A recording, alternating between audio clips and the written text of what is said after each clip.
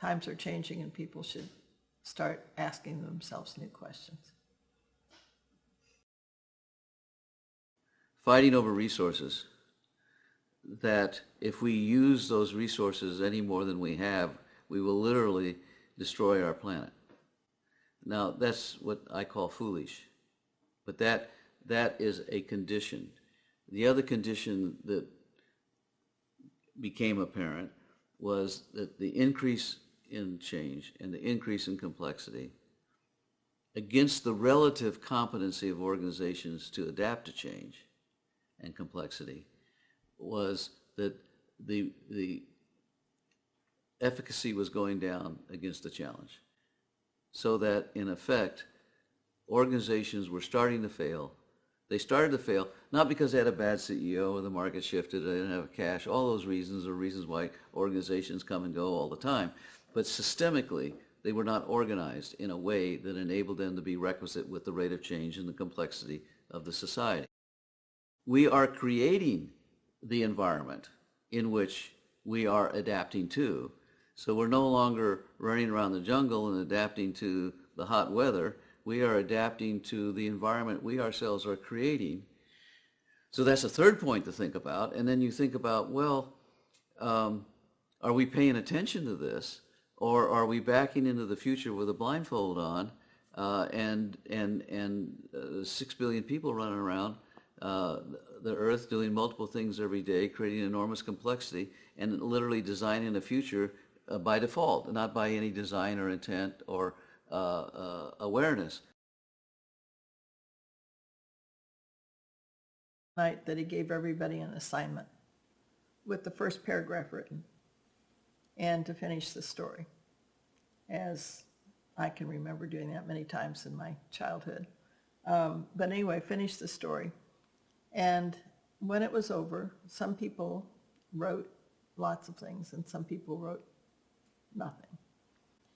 And it turned out half the stories were future tense and half the stories were past tense. And those with past tense articulated stories. This happened, then this happened, then this happened, then this happened.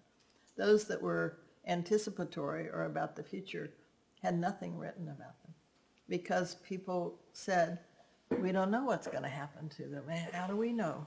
And they were unwilling to write a story, a make-up story about the future. And Matt and he said the psychology of that is really, really interesting in terms of how we think about the future as related to the past. And so that was another another hook to me in terms of how do we engage people in creating healthy futures? And how do we start that process of people being able to imagine a future and to find themselves within that future and to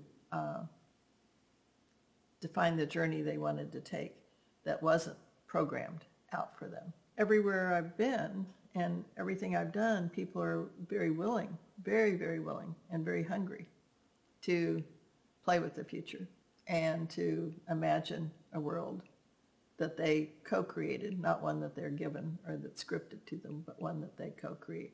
And that working together is a very natural thing.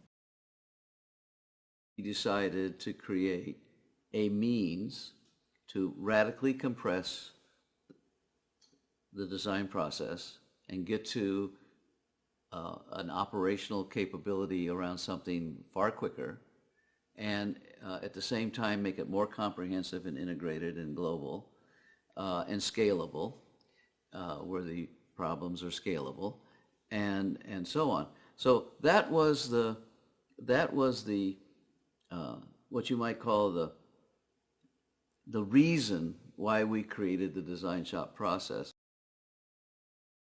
I believe that each one of us creates our world according to our thought processes and how we step into the world and engage with it. And so that's my real purpose for doing the work. And and so it's waking people up to the fact that they do have contributions to make.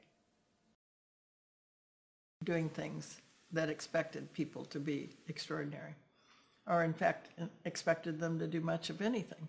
So it wasn't until I really started teaching that I began to see what ordinary kids could do that was extraordinary.